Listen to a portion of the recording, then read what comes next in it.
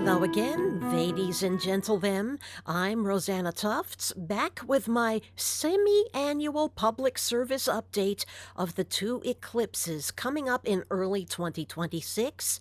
The solar eclipse at the new moon on February 17th, and the lunar eclipse following 2 weeks later at the full moon of March 3rd. This solar eclipse is an annular, meaning the moon is in between us and the sun, but far enough away from the sun to not completely cover it, creating the famous ring of fire effect. It will not be visible from the United States. This one happens way to the south over Antarctica. So the only people likely to see it will be the few people at the polar science stations.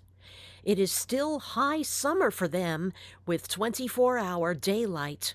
The lunar eclipse is total, but centered directly over the Pacific Ocean. Most of the continental U.S. will see it only as a partial. With this video, I'm going to talk about what this pair of eclipses mean, but I'm not going to do my usual ritual. Instead, I recommend that you go back to the video that I did at the beginning of January 2026, The Great Spell for the Country, because it's close enough to this time that the energies of that ritual are still in play here. In fact, now is when they're maximizing. I'm going to put the link to that video in the description for this one. Also, because this solar eclipse happens to coincide with Mahashivaratri, the great night of Lord Shiva, the day before the solar eclipse, I recommend that you search for another YouTube video where you can watch along with a live stream Shivaratri ritual. Mahashivaratri is one of the holiest days in the Hindu calendar. It always takes place at the dark moon in February or March. Notice how closely it aligns with the beginning of the Catholic Lent, where you are supposed to refrain from some kind of indulgence for 6 weeks until Easter. But the Hindus do it all in one night. It is believed that staying awake in vigil, in fasting and meditation all night on this one night is equivalent to erasing 10,000 years of karma, both present and past life. Now, I know that can be a big ask for some people, but if you're up for it, on Sunday night, February 15th, sometime after sundown until dawn the following Monday morning, light a candle and stay awake with a statue or image of Lord Shiva, if you have one, chanting Om Namah Shivaya, Om Namah Shivaya, Om Namah Shivaya, over and over and over. You'll come out the other side with the ability to stay steady in the midst of chaos, and you're going to need it. And in Chinese astrology, February 17th also begins the year of the fire horse. Sounds like we're about to be off to the races, so let's get into it. This is the chart of the eclipse for 7 a.m. Tuesday, February 17th, over Washington, D.C.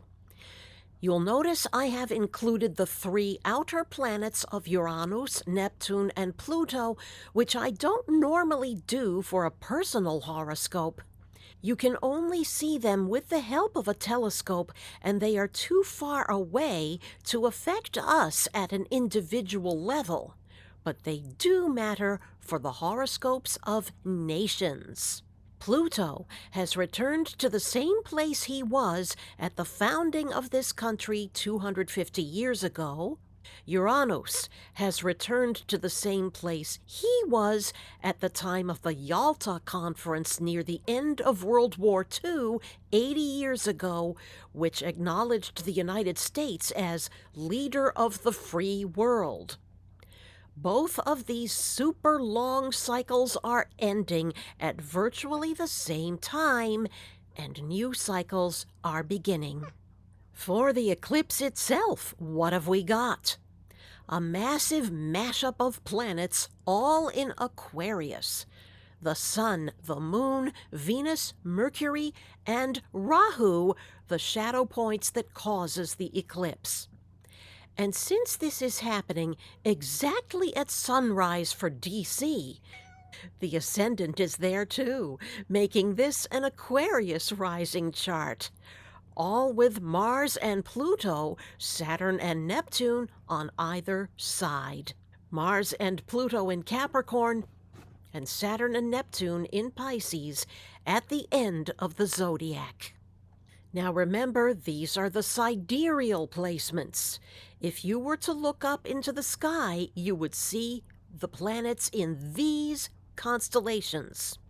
You might be hearing a lot of talk about how Saturn and Neptune are entering Aries at this time, but that's the tropical reckoning that staples the start of the zodiac to the spring equinox. In the actual astronomy, the planets are 24 degrees back from that. In the night sky right now, the only planet you'd be able to see is Jupiter. And if you actually look, you can see for yourself. He's still in the constellation Gemini, not Cancer. You'll see him right above Orion. He won't make it over to Cancer, his exalted sign, until June. So it's going to take a while for Saturn and Neptune to actually get into Aries. Saturn doesn't get there until June 2027, next year. And Neptune, June 2035, 9 years from now. But the conjunction of them still matters. Look how close they are, 6 degrees Pisces. And the nakshatra they're in, the lunar mansion of Uttara Bhadrapada, also has something to say about the nature of this year's world energies. We'll come back to that. First, let's look at this 5-planet stellium, 6 if you include the ascendant. What is Aquarius? It's the sign of the people, mass movements, collective action. What have we been seeing all through the past year? Mass protests scattered all across the country, the No Kings rallies, the Ice Out resistance. You got something to say? Some of the protesters showing up wearing inflatable animal costumes, which shows you Mercury's mockery. And Venus getting into the act with new songs by Bruce Springsteen and others. People rediscovering what they can accomplish as a united force, coordinating and planning before goon squads can stop them, using Zoom rooms and Discord as command centers.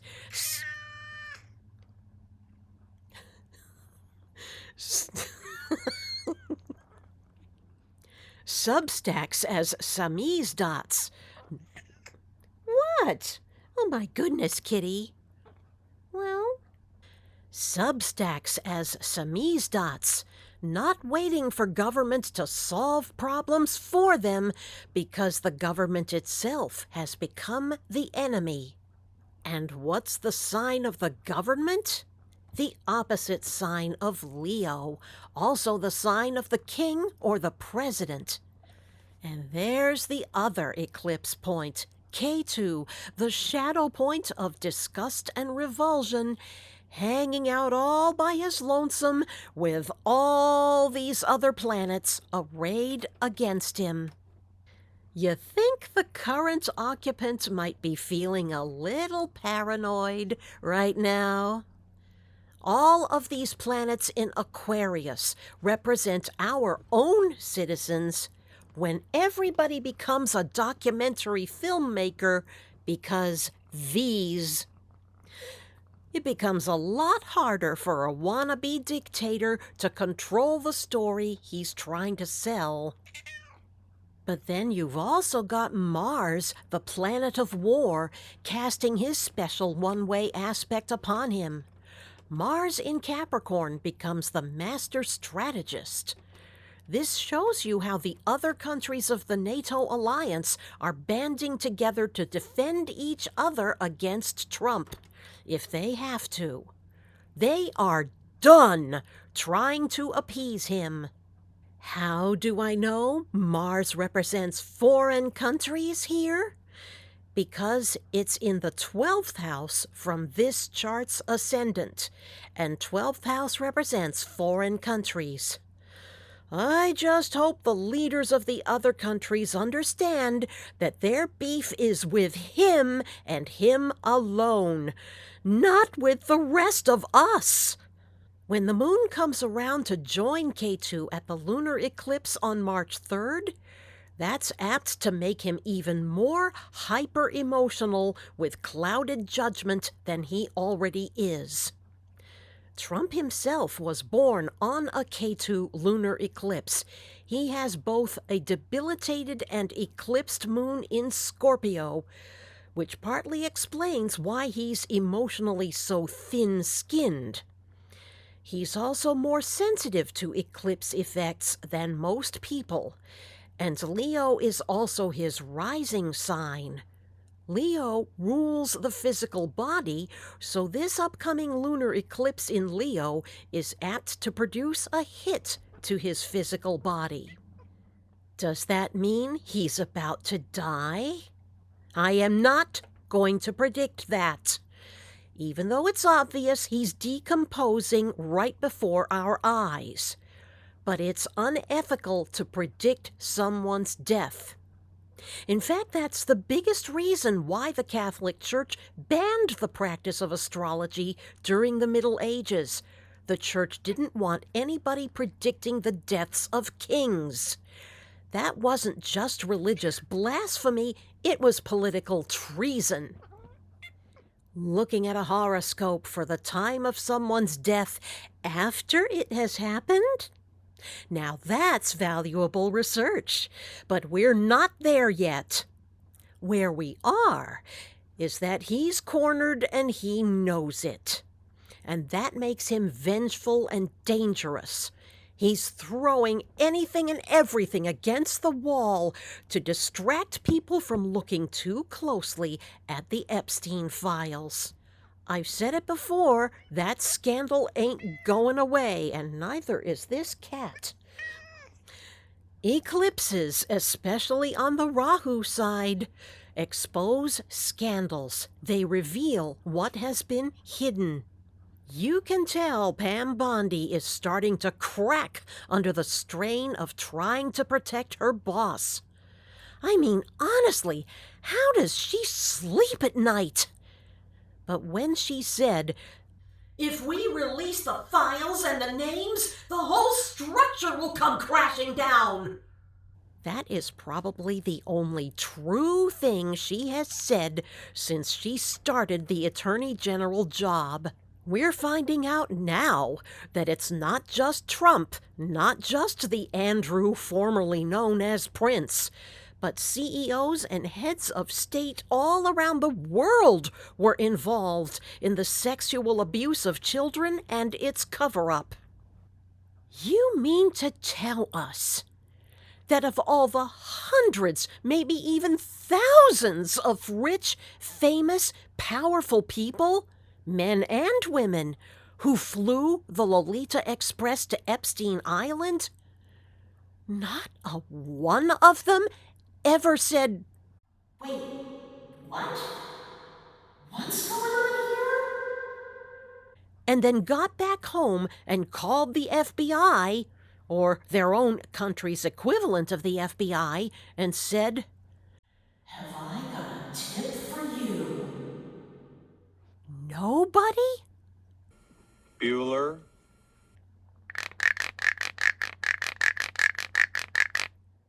What the hell kind of blackmail did Epstein and Maxwell have on them all? That every single one of them agreed to not only never reveal the truth, but to protect each other's asses. We're hearing the stories now, disgusting as they are, of what was done to the girls. And observe, no drag queens or transgender people were involved in grooming them. But only a few of the blackmail stories have trickled out so far. If the blackmail side of this is as big as I think it is, then maybe the whole structure deserves to come crashing down. What part of the eclipse horoscope speaks to this? Mars and Pluto conjunct in Capricorn.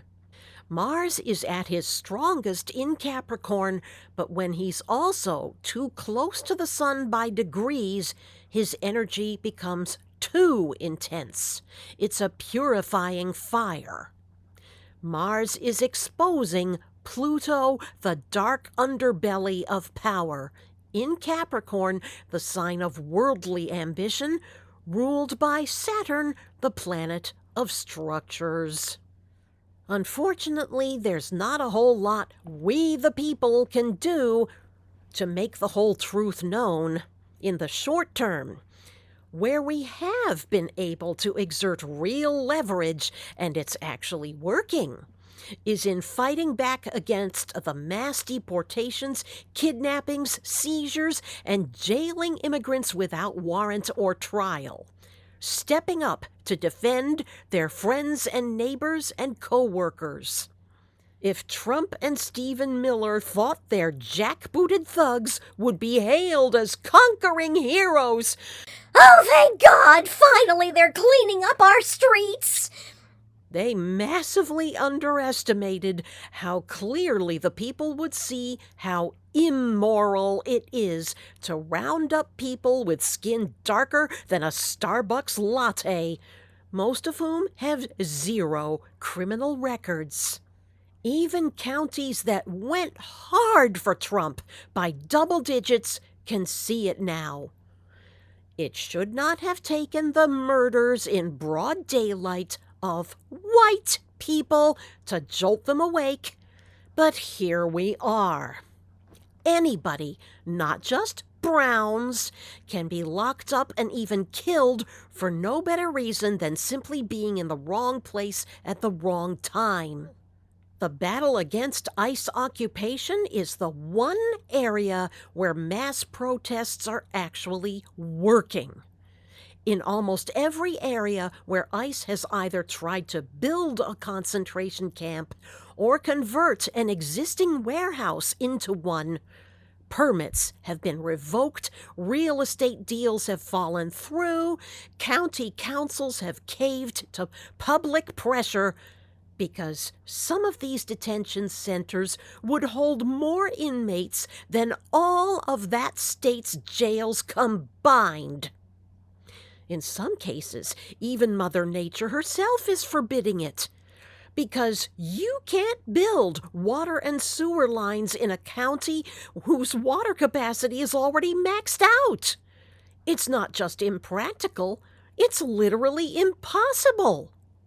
Aquarius is the other Saturn-ruled sign, and Saturn, the planet of pressure, is helping the mass uprisings put pressure on the government, being only one sign away. Whenever a planet is in one sign after a sign that it rules, it's a helping factor to any planets in that sign, even if the ruler is a malefic, because the other planets are guests in his home. Saturn may be a gas giant, but it's also the coldest of the visible planets. It has lots of ice, especially in its ring system. These rebellions against ICE occupation have been happening during the longest cold snap many of us have ever seen in our lifetimes. Hasn't dampened the spirit and courage of the people one bit. Saturn is giving them the determination they need to fight fascists for however long it takes to keep the country from turning into this. Minnesotans are nice, but they're also tough as Russians in the winter. the descendants of literal Vikings. Jupiter is also helping, aspecting all of these planets from one of his special angles. Jupiter is the planet of hope, high ideals, true wisdom, universal ethics that apply to everyone, not only a select few who conform to a limited laundry list of acceptable traits.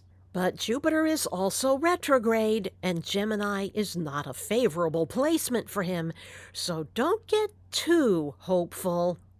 Because Trump has caused so much destruction to democratic norms and laws already, has been dominant for so long. What's going to happen when he's finally gone?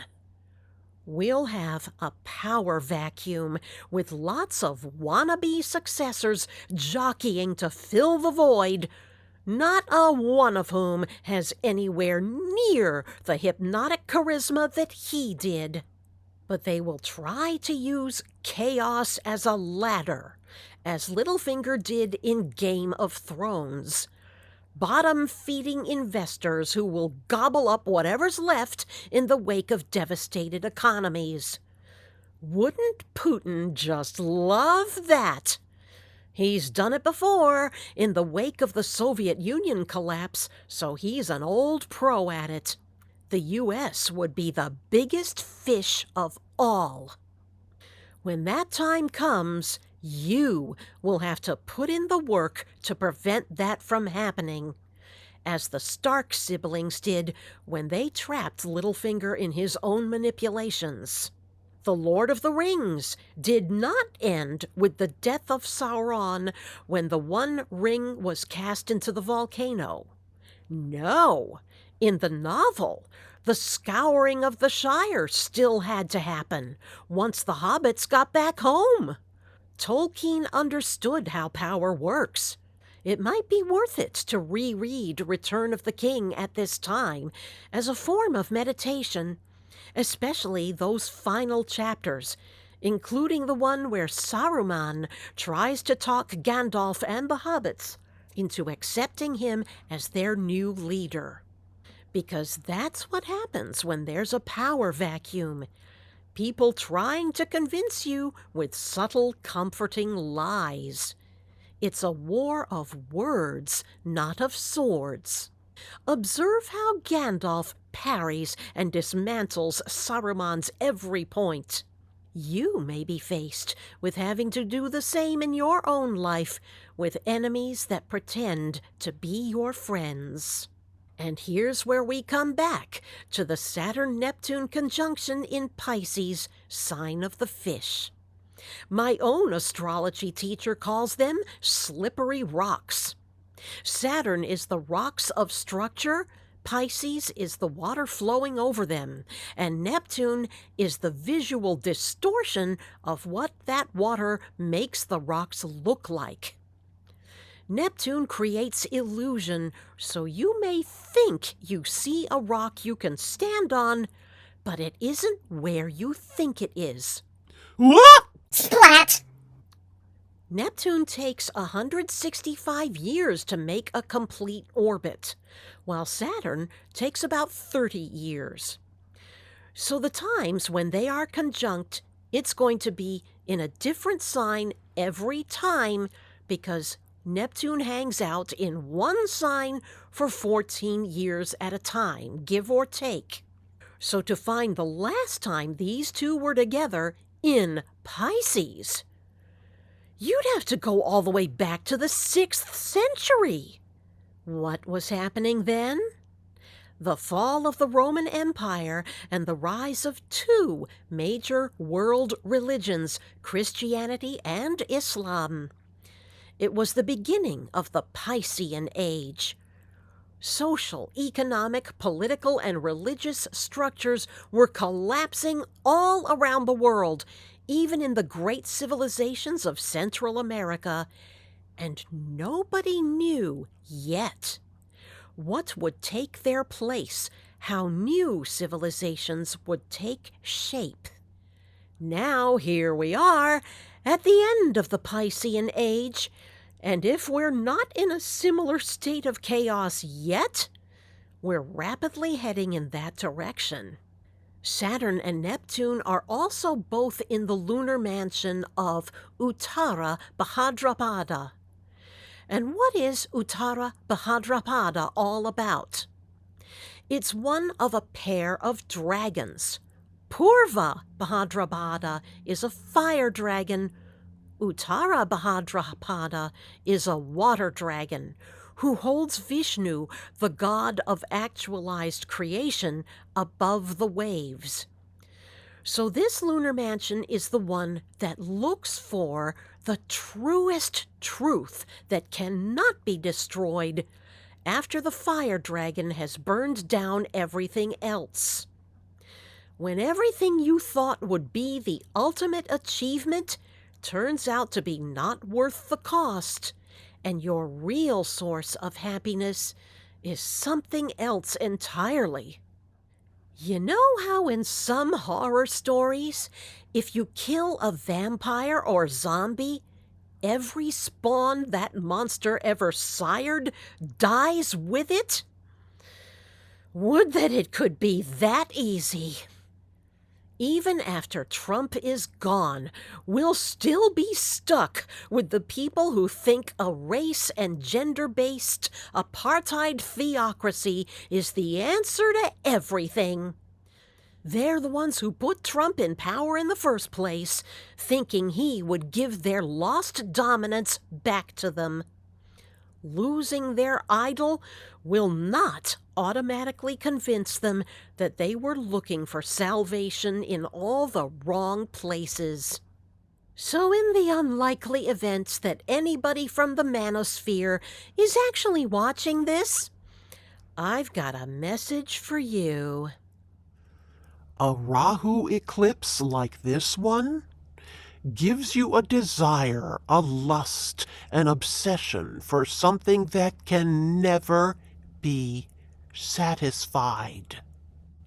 So even if you get everything you think you want, all the gays and transgenders exterminated, all the browns deported, jailed, enslaved, all other religions made illegal, and your women shoved back into domestic servitude, after all of that, you will still be broke.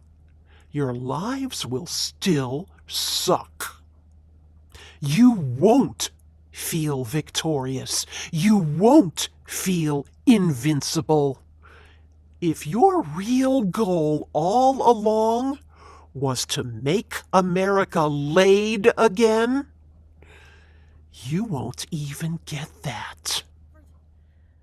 Whatever the new power structures become, they will have to be much less top-down, with power shared laterally across communities and mutual aid networks. And for the love of God, put in guardrails so nobody this batshit crazy can ever seize the reins again. So use this Aquarius time now to learn how such a structure might work, for the benefit of all people. I will put a link in the description to other work, not by me, to get you started with some ideas about what that might look like. It's an unrealistic goal at scale only for those who want to exploit and hoard all the resources for themselves. For the rest of us, the time is long overdue to give it a shot.